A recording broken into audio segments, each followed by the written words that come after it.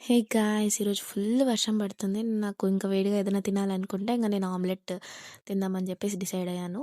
So, time ఏమో 12:07 అయితుంది. It's midnight. So, ఇంకా నేను రెడీ అయ్యేసి ఒక మాస్టర్ చెఫ్ లాగా ఫస్ట్ అయితే ఇంక రెసిపీలోకెళ్దాము. ఫస్ట్ అయితే మనం 2 ఎగ్స్‌ని బ్రేక్ చేసుకోవాలి. దాని తర్వాత పించ్ ఆఫ్ సాల్ట్, దానికి తగ్గట్టు సాల్ట్, ఇంకా కొంచెం చిల్లీ పౌడర్ ఏసుకోండి. చిల్లీ పౌడర్ ఏసుకున్నాం కాబట్టి పెద్దగా పెప్పర్‌తో పనుండదు. కానీ if you like it add some pepper. So, ఆ 3 ఇంగ్రీడియెంట్స్‌ని బాగా మిక్స్ చేసిన తర్వాత బబుల్స్ వస్తాయి. సో, ఒక పాన్ తీసుకొని పాన్‌లో ఆయిల్‌ని గ్రీస్ చేయండి. స్టవ్ ఆన్ చేసి, గ్రీస్ చేసిన తర్వాత ఇంకా ఎగ్ మిక్చర్ ఏదైతే ఉందో అది పాన్‌లో వేసుకోండి. ఇంకా చిన్న చిన్న బబుల్స్ వస్తాయి. దాని మీద పైన కొంచెం ఆయిల్ అనేది స్ప్రింకిల్ చేయండి.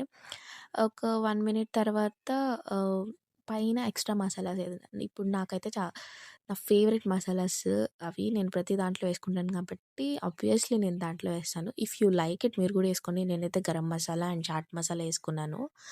సో, ఇంకా నాకు స్పైస్ ఎందుకో సరిపోలేదనిపించింది కాబట్టి ఇంకా కొంచెం పైన చిల్లీ పౌడర్ అనేది యాడ్ చేశాను. సో, మీకు ఇష్టం ఉంటే మీరు వేసుకోండి మంచిగా అంత కారం ఏమి ఉండదు. తినొచ్చు. అంతే గైస్, ఇదేం పెద్ద వంటకం కాదు. కానీ మిడ్‌నైట్‌లో క్రేవింగ్స్ అప్పుడు చేసుకొని తినడం ఇట్స్ డిఫరెంట్.